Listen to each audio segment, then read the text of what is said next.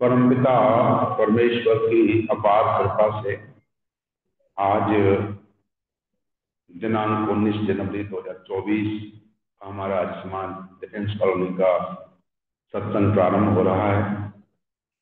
हमारे बीच में आर्य जगत के बहुत ही मनीषी विद्वान जो बहुत ही उत्तम स्वाध्याय के द्वारा अच्छे अच्छे स्वाध्याय की मूर्ति निकाल कर लाते हैं अपनी ऊहा के द्वारा, और हमारे बीच में उसको हमें समर्पित करते हैं, जो हमारी आत्मा का सब्जेक्ट बनता है, जिस पर हम चिंतन करते हैं। आज का विषय है हमारा गीता में वाणी का तप। इसके बारे में भगवान कृष्ण ने हमें क्या उपदेश दिए हैं, क्या हमारा मार्गदर्शन किया है। आचार्य जी हमें अपने मधुर सरस सुखद व्याख्यान के द्वारा हमारा मार्गदर्शन करेंगे। हमारे जूम पर जो महानुभाव दूर दूर से जुड़ रहे हैं सत्संगी पवित्र आत्माएं, उनका हम इस सत्संग में स्वागत करते हैं।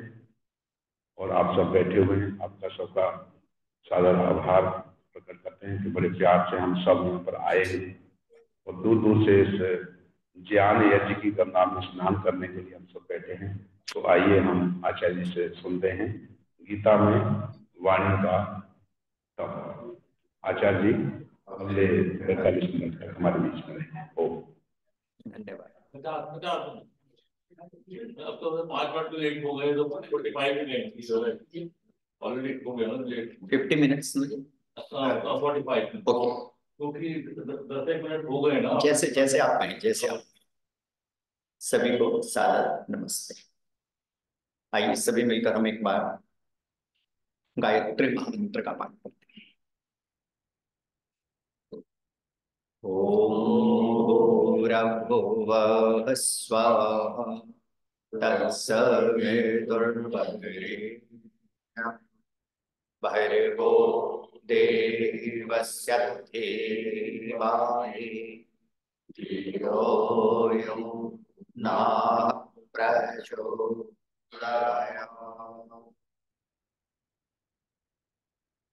ओम योगे योगे तव स्तरम् वाजे वाजे हवामहे सखायं प्रमोदाये सहना भवतु सहनौ भुनक्तु सह वीर्यं करवावहै तेजस्विनावधीतमस्तु मा विद्विषावहै। शान्तिः शान्तिः शान्तिः।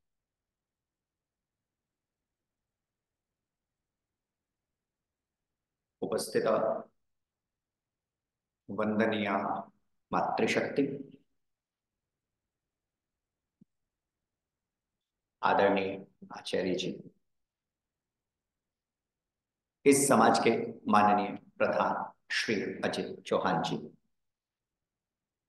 मेरे भ्राता श्री अजय सहगल जी, ऑनलाइन सत्संग में उपस्थित समस्त धर्माभिलाषी पुरुषों, पवित्र परमेश्वर की असीम कृपा है। पुनः आर्य समाज डिफेंस कॉलोनी के तत्वावधान में आयोजित साप्ताहिक सत्संग के उपलक्ष में हम सब सामूहिक रूप से उपस्थित हैं, एकत्रित हैं। और मेरा सौभाग्य है कि मैं आपके समक्ष योगीराज श्री कृष्ण के अद्वितीय ग्रंथ श्रीमद् भगवत गीता में वाणी का तप, इस विषय पर संक्षेप में कुछ कहने के लिए उपस्थित।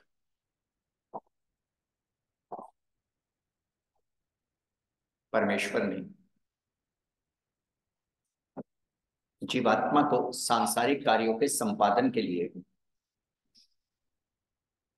मन, बुद्धि, चित्त प्राण के साथ साथ 10 इंद्रियां भी प्रदान की। आपका स्वागत है, मृदुला जी का भी स्वागत है। निवेदन कर रहा था, परमपिता परमात्मा ने मनुष्य को सभी कार्यों को संपादित करने के लिए, चाहे वो बाहर के कार्य हो चाहे अंदर के कार्य हो, शरीर, मन, बुद्धि, प्राण और साथ साथ 10 इंद्रियां भी प्रदान की। इन सबकी सहायता से जीव क्या करता है? सभी बाह्य और आंतरिक कार्यों का संपादन। इनकी सहायता के बिना जीव बाह्य और आंतरिक कार्य नहीं कर सकते। और उसमें भी हमारे ऋषियों ने उपदेश दिया, संदेश दिया। और उपदेश और संदेश के अंतर्गत विशेषकर कठोपनिषद का ऋषि लिखता है कि जैसे एक बुद्धिमान सारथी होता है, वो क्या करता है? वह रथ में जुटे हुए घोड़ों को नियंत्रित रखने का प्रयत्न करता है। ये उपनिषद का ऋषि कह रहा है, कितनी सुंदर उपमा दिया है। शरीर को एक रथ माना गया है और यह जो इंद्रियां हैं इस रथ के घोड़े हैं। मन इन घोड़ों की लगाम, बुद्धि सारथी और आत्मा उस पर सवारी करने वाला उसका स्वामी। आजकल की भाषा में अगर कहना चाहें, जी हाँ, इसे हटाई दीजिए। हाँ जी, हाँ जी, धन्यवाद। अब ठीक है, आई कॉन्टेक्ट होना भी चाहिए। मैंने यही हटाने को कहा था उससे। बोतल में देखे जी, पानी की बोतल। हाँ जी यहाँ पे बोतल से अभिप्राय पानी की बोतल है बहुत अच्छा जी। निवेदन कर रहा था, आजकल की भाषा में कहना चाहूं, अगर आपके पास एक गाड़ी है और आप उस गाड़ी की स्टीयरिंग को कंट्रोल करके चलते हैं, तो there is no possibility of any kind of accident. किसी भी दुर्घटना की संभावना नहीं है, क्योंकि आपने स्टीयरिंग को नियंत्रित किया है, होल्ड किया है, सीधे रास्ते ले रहे। इसी प्रकार ऋषियों के शब्दों में, आपने अगर अपनी इंद्रियों को नियंत्रित कर लिया तो फिर जीवन में दुर्घटना होने की संभावनाएं ना के बराबर हो जाती। और अगर इंद्रियों को नियंत्रित नहीं किया तो जीवन ही एक दुखद दुर्घटना बन जाती। इसलिए हमारे ऋषियों ने कहा, इंद्रियों का नियंत्रण अपने आप में बड़ा महत्वपूर्ण है।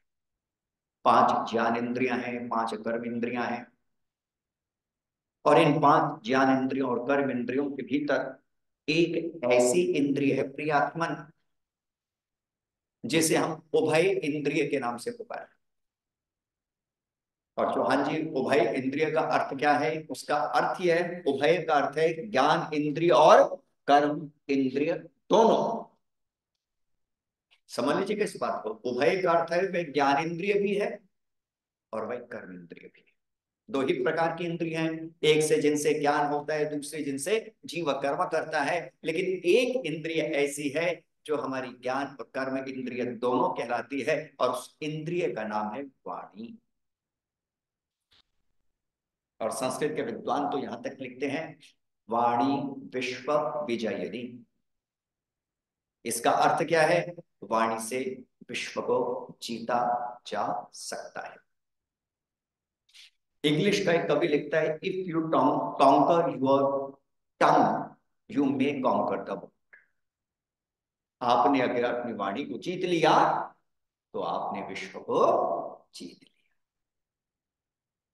और अगर आप वाणी से हार गए, वाणी से हारने का अभिप्राय और जीतने का अभिप्राय भी समझ लीजिएगा। वाणी को जीतना सदुपयोग करना, हारना दुरुपयोग करना।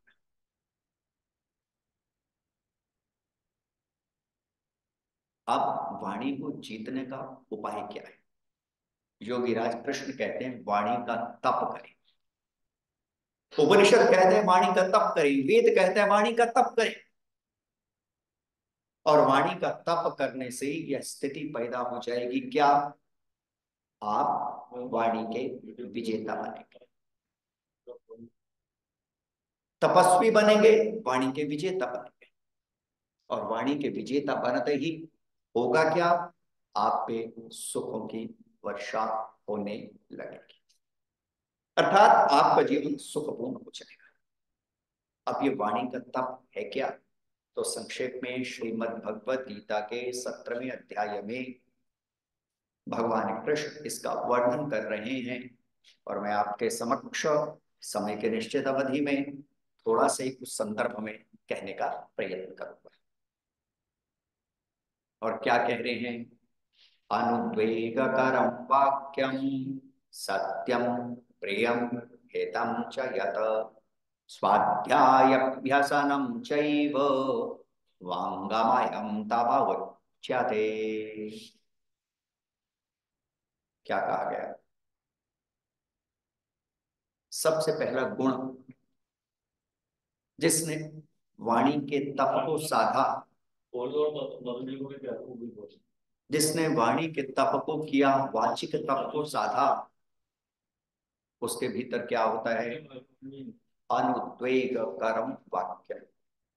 इस बात को समझे, उसके वचन के भीतर उत्तेजना नहीं होती,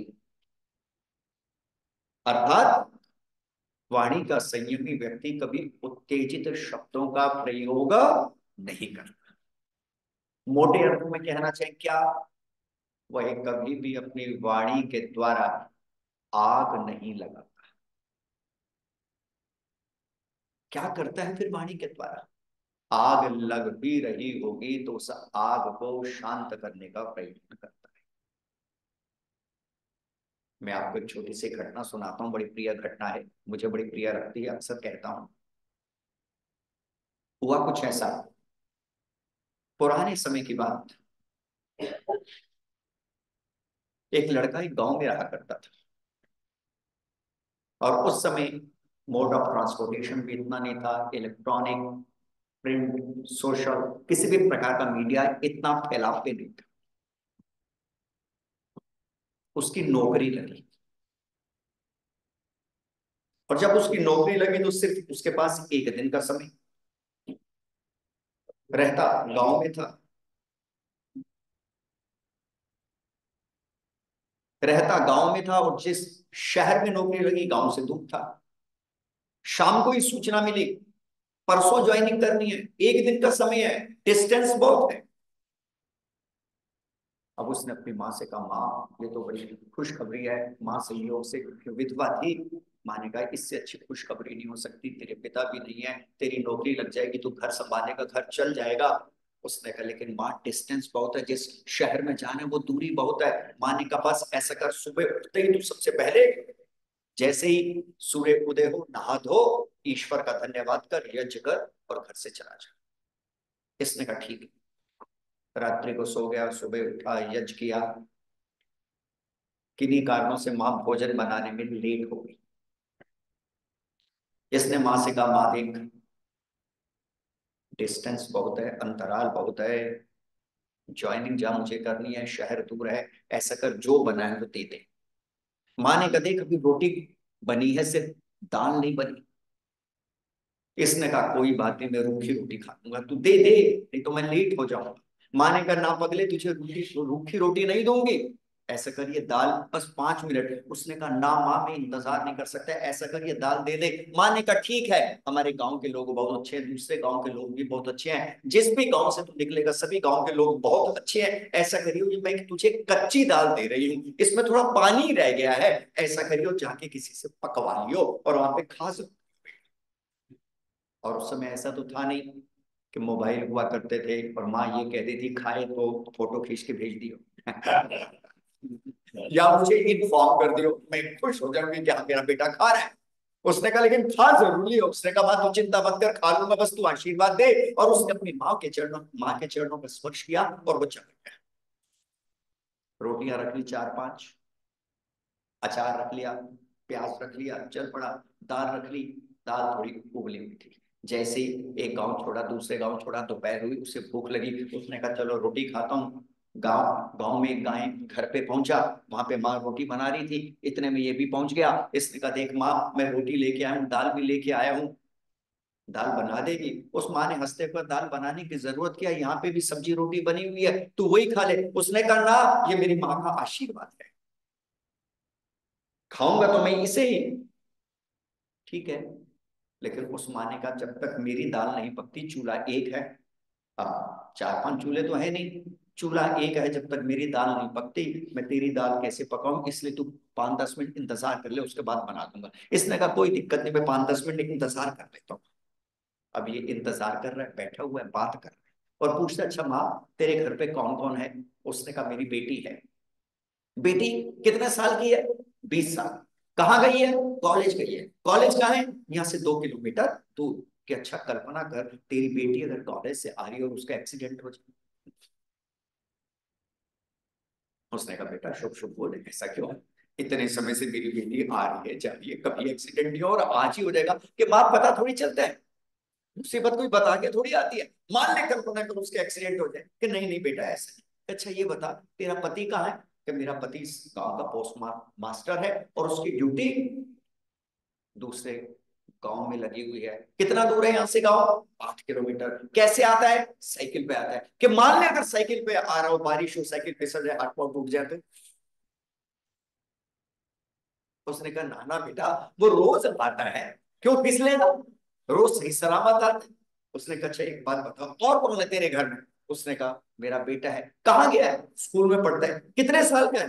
5 साल का है। सोच अगर वो आ रहा हो और उसका कोई किडनैप कर जाए। क्या नॉन नाना बेटा ऐसा क्यों, किडनैप क्यों करेगा? कि नहीं होने को कुछ भी हो सकता है। इतने में इस माँ को बड़ा गुस्सा आया, इसने गुस्से में खड़ा हो, कभी आता है मेरी बेटी को एक्सीडेंट कराता है, मेरे पति का एक्सीडेंट कराता है, मेरे बेटे को किडनैप कराता है, बेवकूफ कहीं का। एक तो तेरे लिए मैं रोटी बना रही हूँ, एक तो तेरे लिए मैं खाना बना रही हूँ, एक तू है, तेरा अपनी जबान पे जरा सा भी नियंत्रण नहीं है, ले अपनी दाल दफाओ यहाँ से।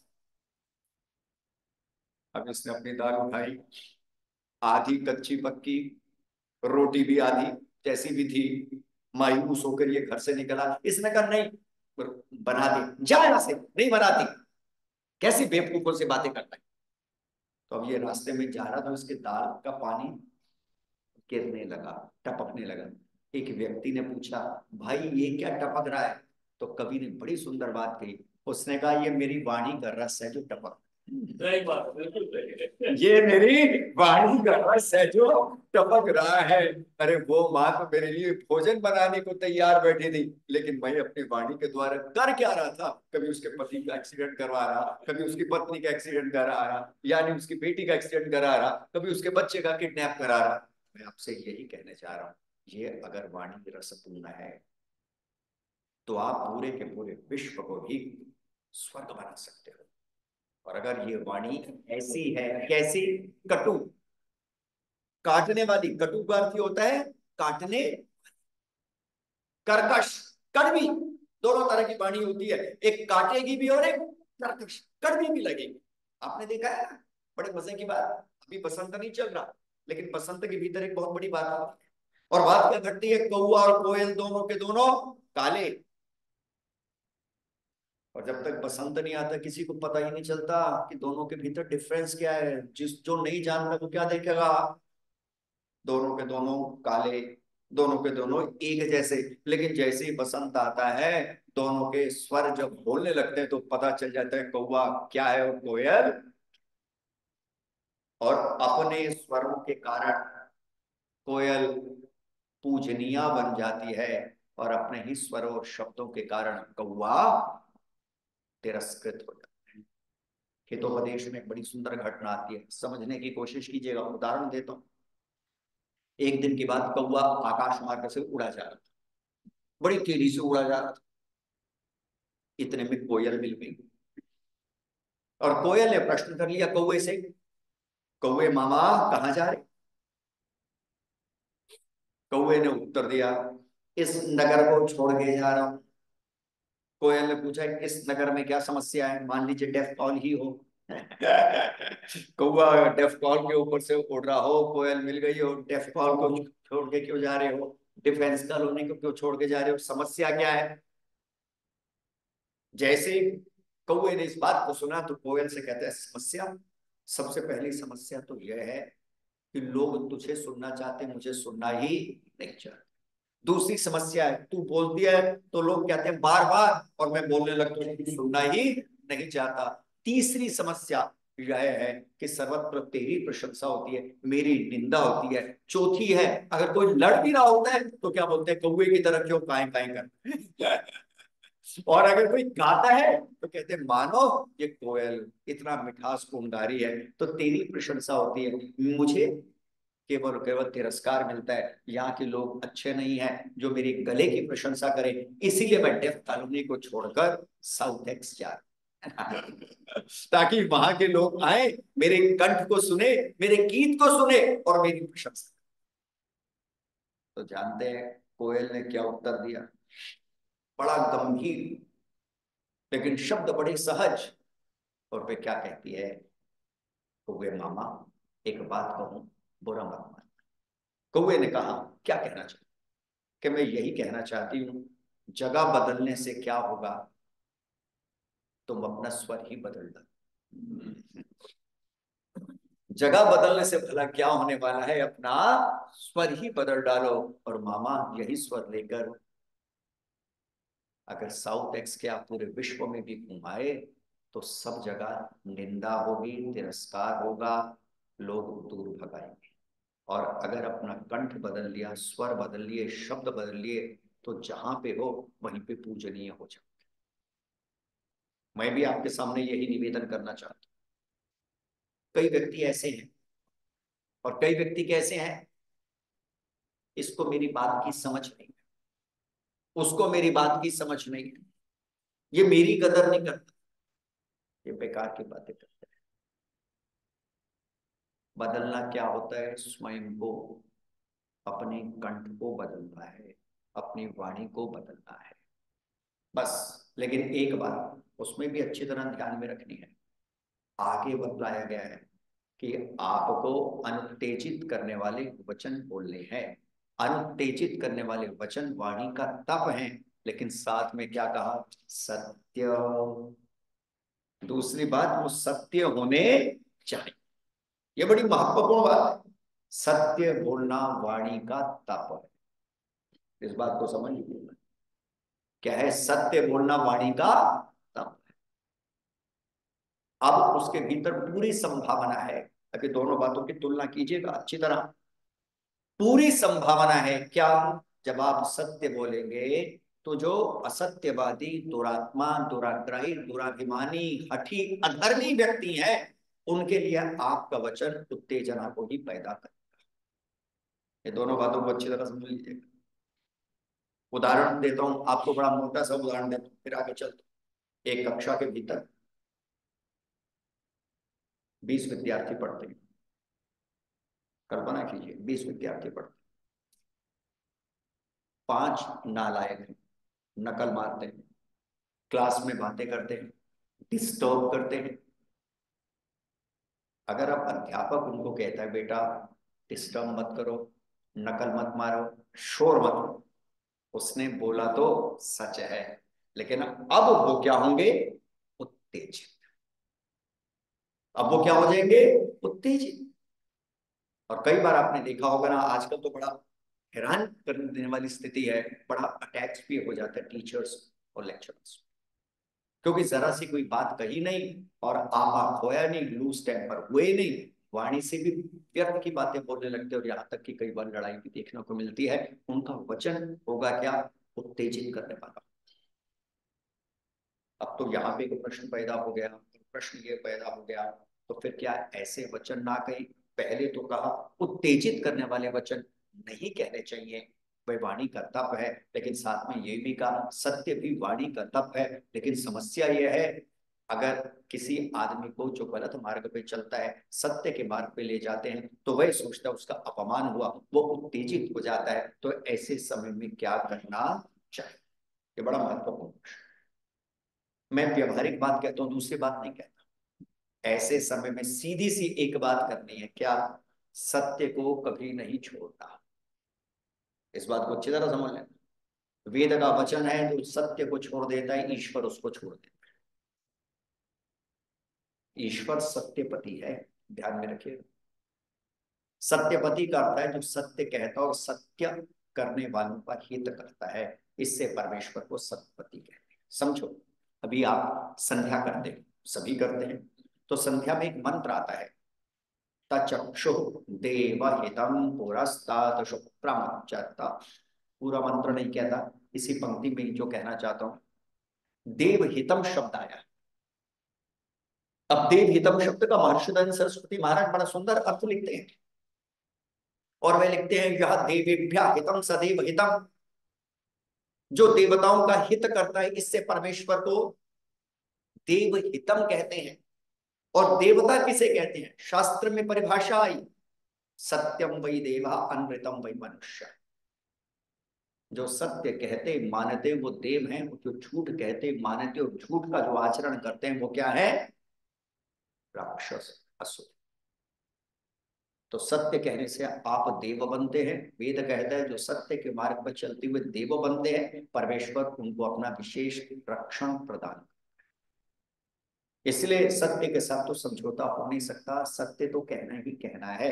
अब प्रश्न यहाँ पे है, आपने उत्तेजित करने वाला सत्य नहीं कहा, लेकिन दूसरा उत्तेजित हो गया, तो इसमें आपका कोई दोष नहीं है। आप अपनी तरफ से उत्तेजनापूर्ण वचन बोलने का प्रयत्न करें, दूसरा उत्तेजित हो जाए तो आपका दोष है। लेकिन अगर आप सत्य कहें और दूसरा अकारण ही उत्तेजित हो जाए, तो इसमें आपका कोई दोष नहीं। इस बात को अच्छी तरह ध्यान में रखिए। मान लीजिए एक नेत्रहीन व्यक्ति आ गया, अब आपने उसे उत्तेजित करने वाला एक वचन दिया, भगवान ना करे किसी को भी नेत्रहीनता का दोष हो। कोई भी दोष नहीं होना चाहिए, कोई भी रोग नहीं होना चाहिए, हर रोग सुखदायी है। आपने देखा एक व्यक्ति आया, एक आंख नहीं है, सामान्य स्थिति में हम कहते हैं एक आंख नहीं है, काड़ा है। अब वो आ गया और आपने उससे सीधी सी बात कही, और काणे आंख कहां से फुड़वा लाया? तो सोचिए, अब ये वचन तो आग लगाएगा ही लगा। किसी से भी कह, किसी का एक्सीडेंट हो गया, टांग टूट गई, भगवान ना करे, और लंगड़े कहां से टांग तोड़वा लाया? अब ये वचन तो भाई निश्चित रूप से उत्तेजित करेगा, आग को पैदा करेगा, समझ लीजिएगा। लेकिन अगर कोई नेत्रहीन व्यक्ति आए और सीधा सा आप ये प्रश्न करें, भाई ये दोष कब उत्पन्न हुआ? बड़ा दुख है कि आप एक आंख से देख नहीं पाते, ये दोष कब उत्पन्न हुआ?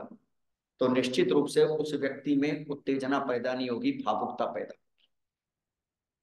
और वह क्या सोचेगा, कितना सज्जन आदमी है, कितना पुण्यात्मा, कितना धर्मात्मा, इस व्यक्ति की वाणी के भीतर कितना मिठास है कि मेरे दुख को समझता हुआ।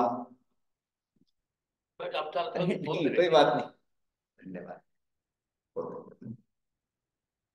धन्यवाद जी, विशेष आभार। तो वही इस बात को समझेगा कि व्यक्ति कितना अच्छा है, कितना सज्जन है, जिसने मेरे दुख को समझा। अन्यथा कौन आज के समय में किसी के दुख को समझता? तो यहाँ पे एक सीधी सी बात है, सत्य भी कहना है और उत्तेजनापूर्ण वचन नहीं कहना, सत्यवाणी का ताप है। और एक बड़े मजे की बात आपसे कहूं, जैसे एक शहद का छत्ता आपने देखा हो निश्चित रूप से, और उस शहद के छत्ते में एक मक्खी होती है जिसे रानी मक्खी के नाम से पुकारा जाता है। अब उस रानी मक्खी की विशेषता क्या होती है? उस रानी मक्खी की विशेषता होती है कि उसके पीछे सारी की सारी मक्खियां अपने आप दौड़ती जाती हैं, उसको फॉलो करती हैं। रानी मक्खी मीन्स अ लीडर, नेता, नेत्री, सारी की सारी उसको पीछे फॉलो करती। ऐसे ही सभी महान गुणों में से जो रानी मक्खी रूपी गुण है, वह गुण सत्य है जिसका अनुसरण सभी के सभी अन्य गुण करते हैं। ये रानी मुखी, इसलिए ऋषियों ने इसे वाचिक तत्व के अंतर्गत भी स्वीकार किया है, विशेषकर गीता में सत्यम प्रियम हितम च यथा। सत्य तो कहना ही कहना है, साथ में प्रिय बोलने का भी प्रयत्न करना है। और प्रिय बोलने का अभिप्राय क्या है? फिर कहे तुम झूठ नहीं। कई बार ऐसा होता है ना, बोलते तो मीठा है लेकिन वो झूठ होता है ना। बोलते तो मीठा है लेकिन वह झूठ होता है, वह वाणी का तप नहीं, वह तो पाप है। बोलना मीठा है, सत्य ही बोलना है। मोटे अर्थों में कहते हैं ना, सांप भी टूटा, सांप भी मर गया और लाठी भी, समझिएगा, सांप भी मर गया और लाठी भी नहीं टूटी, ऐसे बोलने की कोशिश करें। अब ये कर्कश वचन या यूं कहें कभी कभार मीठा ना बोलना किस प्रकार घाव कर जाता है, मैं आपको एक छोटी सी बात बताता हूँ। मैं अपने ही जीवन की बात बताता हूँ जो घटी। मैं अक्सर प्रत्यक्ष प्रमाण कहता हूं। मैं आज से लगभग 20-25 वर्ष पहले नैरोबी गया था, प्रचार के लिए गया था। सर्दियों के दिन भारी संख्या लोग आ रहे। तो उसमें क्या हुआ, उन दिनों हाथ से स्वेटर बुनने का बड़ा रिवाज था। आजकल तो लगभग वीविंग वो सारी मशीन आ गई, तो लगभग वो समाप्ति ही हो गया। पहले अगर आपने देखा हो ना, पुराने, बहुत सारा समय भी नहीं बीता, 20-25 साल पहले की बात होगी, घर पे बैठ के लोग स्वेटर बुना करते थे, माताएं विशेषकर। कुरेश, क्रोशिया और पत्नी क्या क्या हुआ करता था, और स्वेटर तो विशेष होता था। तो अब मैं सत्संग में बोल रहा, तो कई लोग आपस में बात भी किए जा रहे, स्वेटर भी बुने, और खासकर माताएं, संख्या तो अच्छी थी। तो उस समय बोलना ही प्रारंभ किया था। यद्यपि नियम तो पता था, लेकिन मनुष्य स्वभाव से अल्पज्ञ है, मैं अपनी गलती स्वीकार करता हूँ। बाद में मुझे उसको रियलाइज भी करना पड़ा, लेकिन अब देखता हूँ तो बड़ी हंसी भी आती है। लेकिन 25 साल पहले थे, बहुत युवा थे, और कभी कभार ऐसा हो जाता है। और मैंने सीधा आवेश में आते हुए एक बात कह दी, और एक अर्थ में पहुंचो, हाँ जी, वाणी का तब खंडित मैं स्वीकार करता हूँ।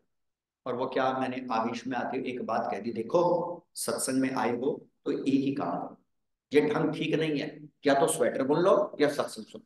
और जिनको स्वेटर बुनने का शौक हो वो घर बैठे सत्संग ना सुनो। बात गलत नहीं थी।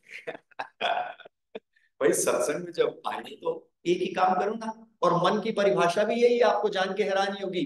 एक समय में एकाग्र साथ है, जो एक कार्य को कर पाता है, उस पदार्थ को हम मन के नाम से, तो हुआ क्या फिर? अभी मैं बता रहा हूँ।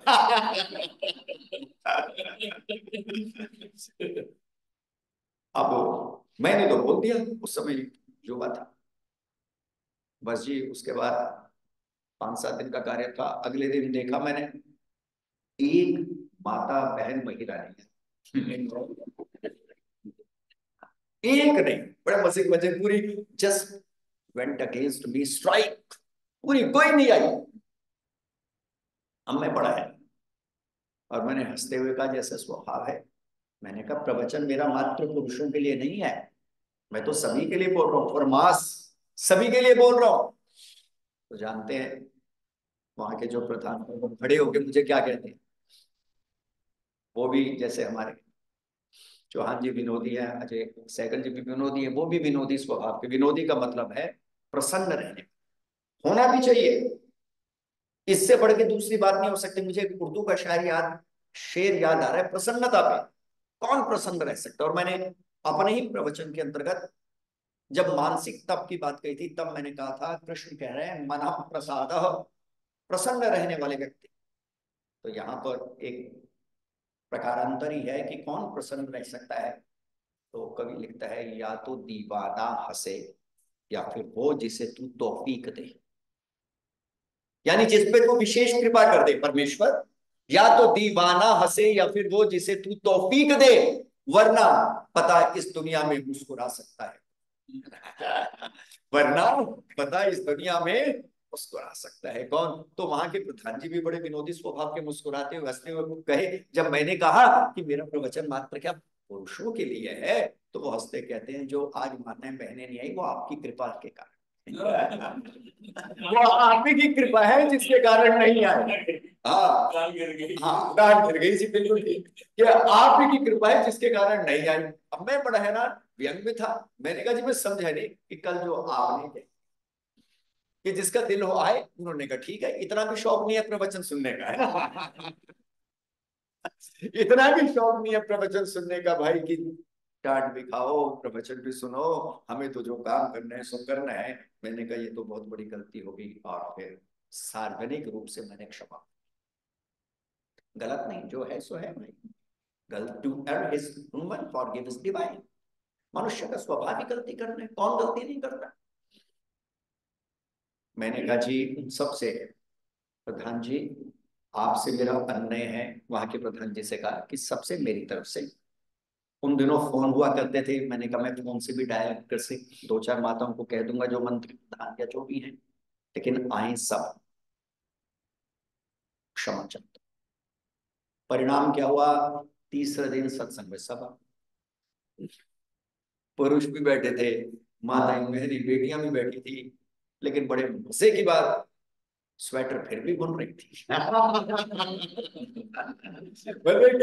स्वेटर फिर भी बुन रही थी, यानी जो का जो चल रहा था वो सारा का सारा जो क्यों भी चलता रहा, लेकिन मुझे अनुभव हुआ, और मैंने अब यहाँ पे श्री कृष्ण की बात समझी, उपनिषद के ऋषि की बात समझी, वेद की बात समझी, वाचा वदामि मधुमत, उसी का संस्करण, उसी का ट्रांसलेशन इस श्लोक में है। सत्यम प्रियम हितम जगत, वाणी से मीठा बोलो। और मैंने हंसते हुए देखो हमारी माताओं की बुद्धि देखो, शायद इतनी बुद्धि किसी में नहीं, सब हैरान, क्या कितनी समझदार हैं, एक समय में 2-2 काम कर लेती है, समय बचा लेती है, सत्संग भी सुन लेती है, स्वेटर भी बुन लेती है। और उसका परिणाम क्या हुआ, स्वेटर थम गया और सत्संग सुनना शुरू हो गया। दोनों स्थितियां हैं, पहली स्थिति गलत नहीं था तो सत्य ही, क्योंकि मन एक समय में एक ही काम करेगा, क्यों शास्त्री जी, क्यों पवन जी, एक समय में एक ही काम करेगा ना। हाँ बिल्कुल सत्य, लेकिन कहने का ढंग उतना प्रिय नहीं था जितना होना चाहिए। बाद में जब रियलाइज हुआ नहीं भाई जोड़ना है, तो उसके लिए बहुत जरूरी है विनीत भावों से, मीठे भावों से, सीधे सहज शब्दों में अपनी बात रखने का प्रयत्न किया जाए। लेकिन फिर भी अच्छी तरह ध्यान में रखना, ये नहीं होना चाहिए जैसे अक्सर हम करते हैं, क्या भीतर कुछ और पक रहा है और वाणी से मीठा कर रहे हैं ना, वो डी इंटीग्रेशन होगी, इस बात को अच्छी तरह समझ लीजिएगा। वो इंटीग्रेशन नहीं होगा, उससे आप दुनिया के लोगों को धोखा दे सकते हो, लेकिन परमेश्वर को धोखा नहीं दे सकते। कई बार ऐसा होता है भीतर तो किसी के प्रति विष भरा होता है, और बाहर से बड़े मीठे मीठे शब्दों का प्रयोग करते हैं ना, ऐसा नहीं। इससे होगा क्या, सुनो हर्षदयानंद सरस्वती महाराज का वचन कहता हूं, यजुर्वेद 40वां अध्याय 3रा मंत्र निहारिए, बड़ा सुंदर मंत्र है, जिस मंत्र के भीतर जीवात्मा की 2 मुख्य गतियों का उल्लेख किया गया। गति से अभिप्राय स्थिति, क्या मिलेगा, या यूं कहा 2 प्रकार के व्यक्ति संसार में होते हैं। कौन से 2 प्रकार के व्यक्ति होते हैं, एक होते हैं आत्मा की रक्षा करने वाले सेल्फ प्रोटेक्टर, एक होते हैं आत्मा का हनन करने वाले सेल्फ सुसाइडर। और जो सेल्फ प्रोटेक्टर होते हैं, आत्मा की रक्षा करने वाले होते हैं, वो कैसे होते हैं, सीधी सी बात, जो आत्मा की रक्षा करने वाले होते हैं, महर्षि दयानंद इस मंत्र का भाष्य करते हुए लिखते हैं, समझो मंत्र है, असुरिया नाम ते लोका अंधे न तमसा प्रीता तास्ते प्रेत्यापिगच्छन्ति ये के चात्महनोचना। और महर्षि अर्थ लिखते हैं, जो आत्महंता होते हैं कैसे होते हैं, पहले आप समझिए, आत्महंता सेल्फ सुसाइड। महर्षि लिखते हैं जो भीतर कुछ सोचते हैं, वाणी से कुछ और कहते हैं, और कर्म के द्वारा कुछ और करते हैं, ऐसे व्यक्ति आत्मा के हत्यारे होते हैं, आत्मा का हनन करने वाले। अंदर कुछ है, वाणी में कुछ है और कर्मों में कुछ है, इंटीग्रेशन नहीं। और ऐसे व्यक्ति क्या जीते जी भी दुख को प्राप्त करते और मरण पर्यंत तो परमेश्वर न्याय व्यवस्था से अंधकार में लोगों में जाते। और उसके विपरीत जो आत्मा की रक्षा करते हैं, अब आत्मा की रक्षा सेल्फ प्रोटेक्टर कौन होंगे? जब आत्मा का नाश करने वाले भीतर बाहर और कर्मों में विसंगतियों से युक्त होते हैं, तो आत्मा रक्षक वही होते हैं। कौन? जो भीतर जैसा सोचते, वाणी से जैसा कहते और कर्मों के द्वारा वैसे ही करते हैं, उनको महात्मा भी बोलते हैं। क्योंकि उनके मन वचन कर्म के भीतर एकता होता है। तो करना क्या है, इस बात को समझिएगा। मन वचन कर्म की एकता भी जरूरी है। ऐसा नहीं होना चाहिए कि भीतर दुर्भाव है और वाणी से आप बड़े मीठे मीठे शब्दों का प्रयोग करें, वो अपने आप में आत्मघाती होगा। एक कवि के कुछ शब्द याद पड़ रहे हैं, वाणी के विषय में बड़ा सुंदर उन्होंने लिखा। मेरे ही पूज्य पिताजी की रचना है। मैं बचपन में था, बोलता भी था, याद आ गई, कुछ पंक्तियां ही याद आई हैं सहसा, तो उन पंक्तियों का भी स्मरण कर लेते हैं। और क्या कहा गया? मुख से मीठी बोली बोल। ये वाणी के तप के अंतर्गत है। मुख से मीठी बोली बोल, ऐसी बोल पवित्र वाणी, जो गंगा का निर्मल पानी, सबका मन हो शीतल सुनकर, शब्द तेरे अनमोल, मुख से मीठी वाणी। आगे क्या कहा? कड़वी बोली आग लगावे, मीठी बोली सबको भावे। ये नियम है। कड़वी बोली आग लगावे, मीठी बोली सबको भावे। इसीलिए पहले तोल तू मुख से, फिर शब्दों को बोल, मुख से मीठी वाणी। तो मुख से जब भी व्यक्ति बोले, सत्य बोले, और सत्य के साथ मीठा बोलने का प्रयत्न अवश्य में कीजिए। मनुस्मृति के भीतर भी यही मनु जी महाराज का उपदेश है, सत्यम ब्रूयात् प्रियम ब्रूयात् नाम ब्रूयात् सत्यम। अब अगली बात क्या कही, उसे भी समझने की कोशिश कीजिएगा। स्वाध्याय वाणी का तप है। अगला गुण क्या कहा गया? स्वाध्याय। स्वाध्याय यज्ञ भी है, स्वाध्याय वाणी का तप भी है। ब्रह्म यज्ञ के अंतर्गत स्वाध्याय आता है, जो सबसे पहला हमारा यज्ञ है। अब स्वाध्याय का अर्थ क्या है? बड़ा एक ही अर्थ ले लेते हैं, बहुत अर्थ हैं, लेकिन यहाँ पे हम एक अर्थ लेते हैं। और वह अर्थ क्या है? सुंदर सुंदर श्रेष्ठ पुस्तकों को, जिनको पढ़ने के बाद मोक्ष का मार्ग खुलता है, उनका अध्ययन करना। मोटे अर्थों में कहीं क्या, जो भी हमारे मोक्ष ग्रंथ हैं उनको पढ़ना स्वाध्याय कहलाता है। इस बात को समझ लीजिएगा, नियमित रूप से पढ़ना। अब पढ़ना भी कैसे? ये नहीं कि सप्ताह में एक दिन पढ़ा फिर भूल गए, महीने में एक दिन पढ़ा फिर भूल गए। एक दिन एक सज्जन मिले, अब सभी तरह के लोग हैं, प्रश्न करते हैं कि अच्छा अगर मैं महीने में एक दिन पढ़ूंगा चल जाएगा? मैं यही प्रवचन कर रहा था, भाई नित्य प्रति पढ़ना चाहिए, लगातार पढ़ना चाहिए, श्रद्धा से पढ़ना चाहिए, तपपूर्वक पढ़ना चाहिए। अच्छी पुस्तकों को पढ़ने से अभिप्राय अच्छे पुस्तकों से। तो एक सज्जन खड़े हो गए, व्यस्त बहुत हूं, अगर महीने में एक बार पढ़ूं चल जाएगा? मैंने उनसे कहा अच्छा एक मेरे प्रश्न का उत्तर दे दीजिए, मैं भी आपके प्रश्न का उत्तर देता हूँ। महीने में अगर एक बार खाएंगे चल जाएगा? बताइए, महीने में एक बार खाएंगे चल जाएगा? उसने कहा यहाँ 3 बार ना खाएं दिन में तो समस्या हो जाती है, और आप महीने में एक बार की बात कर रहे हैं। मैंने कहा भाई सीधी सी बात है, जैसे आपके शरीर को अन्न की आवश्यकता पड़ती है, बारंबार पड़ती है, रेगुलर पड़ती है, after some interval some time जरूर पड़ती है, ऐसे ही आपकी बुद्धि को, आपके मन को, आत्मा को सुंदर पुस्तकों के आहार की प्रतिपल आवश्यकता पड़ती है।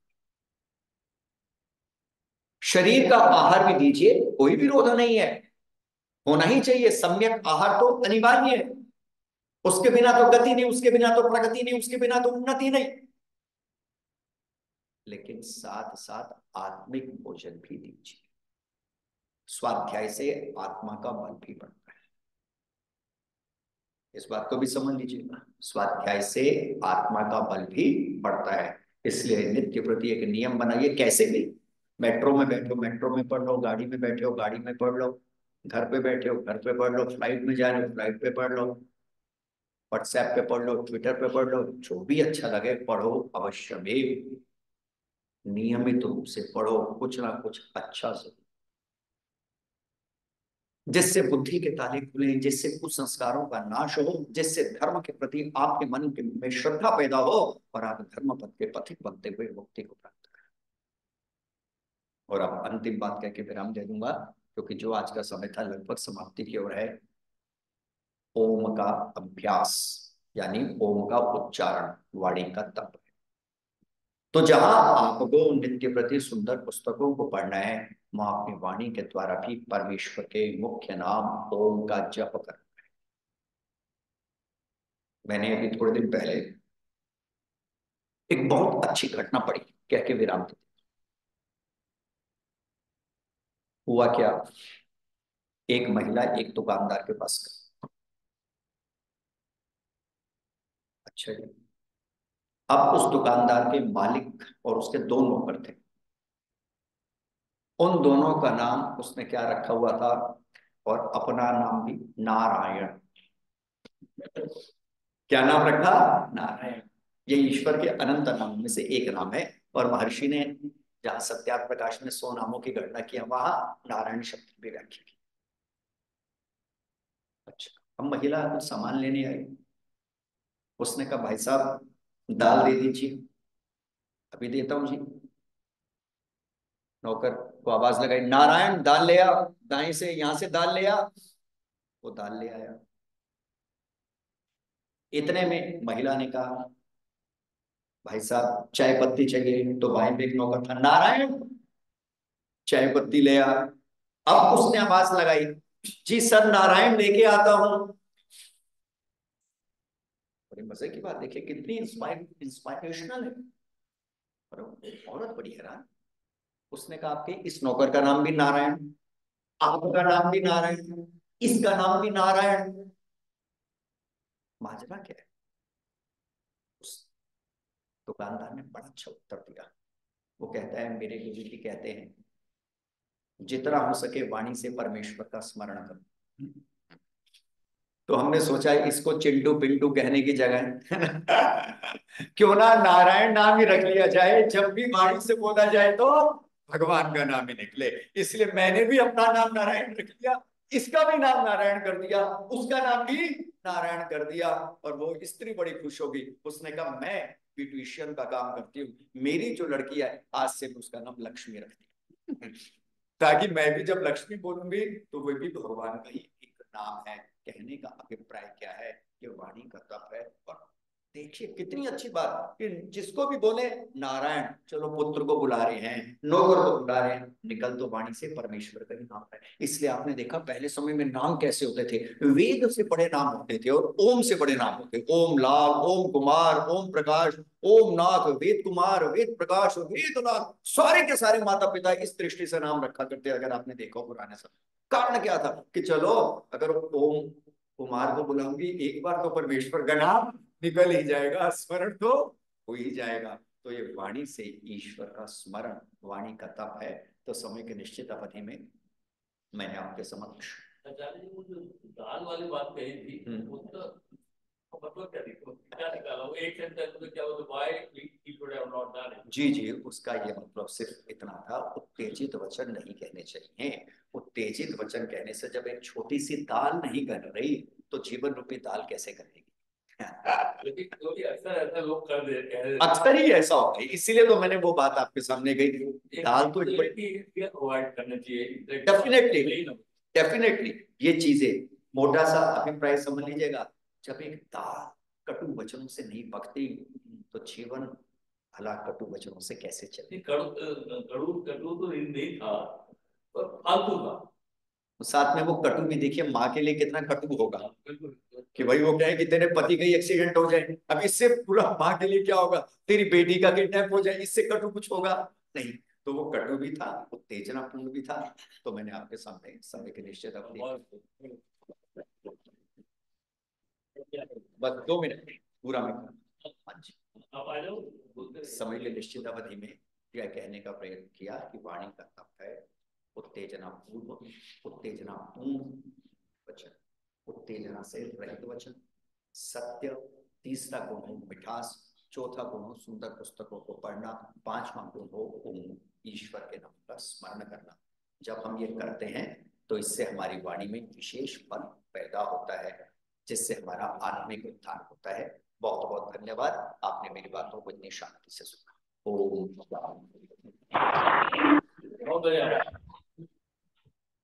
हमारे आदरणीय आचार्य जी ने गीता में वाणी का तप बहुत ही अच्छे ढंग से हमको ये आत्मा की खुराक दी कि भगवान ने ये वाणी हमें दी है, इसको हमने कभी भी खराब नहीं करना है, अच्छा बोलना है, सरल बोलना है, सुखद बोलना है। और ये वाणी ऐसा आभूषण है कि संसार के आभूषण नष्ट हो जाते हैं लेकिन वाणी सदा रहती है। तो वाणी को बाण नहीं बनाना है, वाणी में जो ही हटा देंगे तो बाण बन जाता है। तो वाणी को बाण नहीं बनाना है, वाणी को सरल, सुखद और सरल बना करके बोलना है, जिससे हमारे घर परिवार में समाज में अच्छा वातावरण बने। आचार्य जी का धन्यवाद। हमारे बीच में श्रीमती पूजा सरीन जी, इन श्रीमती प्रतिभा सरीन जी, इनका पिछले सप्ताह जन्म दिवस था और हम उनके लिए आशीर्वाद देंगे मंत्रों के द्वारा। कन्वर प्रज्ञा आर्या जी, जिनका जन्म दिवस 14 जनवरी को रहा है। कर्नल सुशील कुमार बहल जी, जिनका जन्म दिवस 16, जो हमारे परिवार के साथ हमारे साथ बैठे हुए, और आज का प्रसाद भी उनकी तरफ से ही है। तो पहले उनको बुला लो। हाँ जी, आओ परिवार सब आ जाए, वैसा आ जाइए, बच्चे भी आ जाइए, सब दिन आ जाइए और उनके लिए हमारे प्रधान जी उनका स्वागत करेंगे और उनके लिए शुभकामनाएं देंगे हम सब वेद मंत्रों से। ईश्वर उनको सुख में लंबी आयु दे।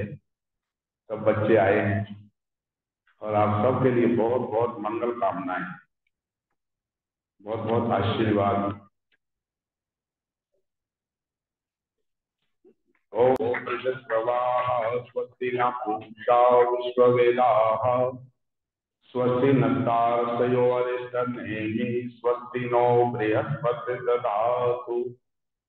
ओम उत्तिष्ठ ब्रह्मणस्पते देवान यज्ञेन बोधय आयु प्राणं प्रजां पशुं कीर्तिं यजमानं च वर्धय। ओम इंद्र श्रेष्ठानि द्रविणानि देहि सिद्धिं दक्षस्य सुभगत्वमस्मे कोशं रयीणाम् अरिष्टिं तनूनां स्वादमानं वाचा सुदिनत्वमन्नाम्। ओम तच्चक्षुर्देवहितं पुरस्तात् शुक्रं चरत पश्येम शरदा शतम् जीवेम शरदा शतम् स्मयाम शरदा शतम् प्रप्लवाम शरदा शतमदीनां शरदा शतम् भूयस्य शरदा शता। इन वेद वचनों में आप सब जन्म दिवस मना रहे यजमानों के लिए सुखद सफल मंगलमय शतायुष की कामना की गई है। जब हमारे लिए कोई अपना विशेष वचन बोलता है तो हमारे मन में सुख की अनुभूति होती है, बहुत अच्छा लगता है।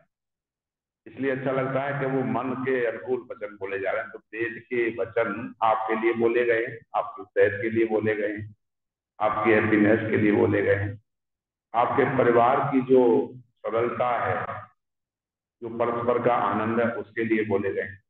तो उसको और आगे बढ़ाएं और बढ़ाते ही रहें, और ये दिन आपके जीवन में शतायु पर्यंत अच्छी सेहत देने वाला हो, आध्यात्मिकता देने वाला हो, आपकी धार्मिकता में रुचि पैदा करने वाला हो, आपके दान की वृद्धि को बढ़ाने वाला हो, और आपके द्वारा बहुत सारे सामाजिक कार्य को कराने वाला हो। ऐसे हम आपके लिए बहुत बहुत शुभकामनाएं देते हैं। ओम स्वस्ति, ओम स्वस्ति, ओम स्वस्ति।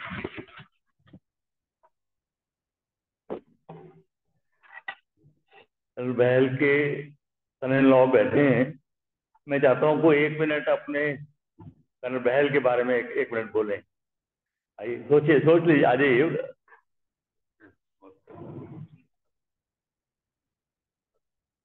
हाँ, कोई भी है, कोई भी आए,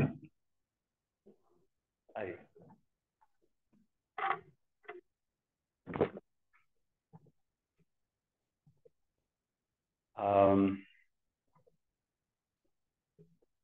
कर्नल बहल के बारे में, well, he is my father, and I can only say that he's a man of discipline and he is very spiritually inclined. We are fortunate enough that we moved to India precisely so that we spend time together. It's not only beneficial to us, to the grandkids, to spend this precious time together. And I hope and I wish everybody should have that opportunity to be able to have a multi-generational relationship. So we feel very privileged to be under your blessings and under your guidance, because there never goes a day where we don't talk about spirituality. We don't talk about doing the right thing, about being truthful. And I think those values sometimes we overlook in life. And when we are with family, with our parents, I think it just brings back those basics. And I think that's the true joy of life. So we want to thank you on behalf of all of us for being the guiding force.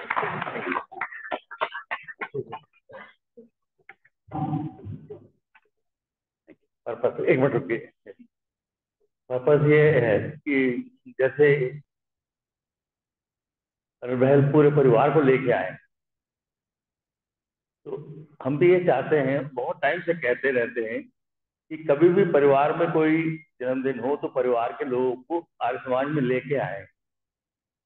जो मैं बहल से हमेशा सीखता हूँ, ये हमेशा परिवार को, छोटे बच्चे भी आते हैं तो इनसे बच्चों को इनसे सीखना चाहिए, इनके बच्चों को सीखना चाहिए कि हमारे बच्चे भी कभी साल में 1 बार, महीने में 2 महीने, 4 महीने में जरूर आए और हमेशा मिलते हैं। इनके सन-इन-लॉ बहुत अच्छा सब बच्चों को भी मोटिवेट करते हैं कि आए। तो आप सब लोग आए और जिसका भी कभी जन्मदिन हो तो हम लोग इकट्ठे जन्मदिन मनाएं। बहुत बहुत धन्यवाद।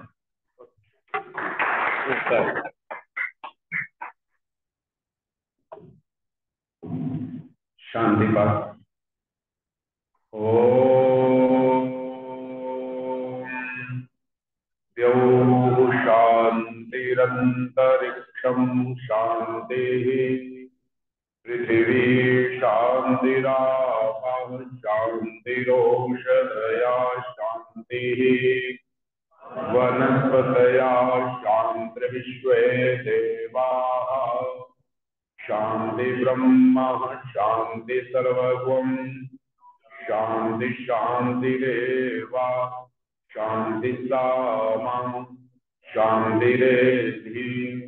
ओम शान्ति शान्ति शान्ति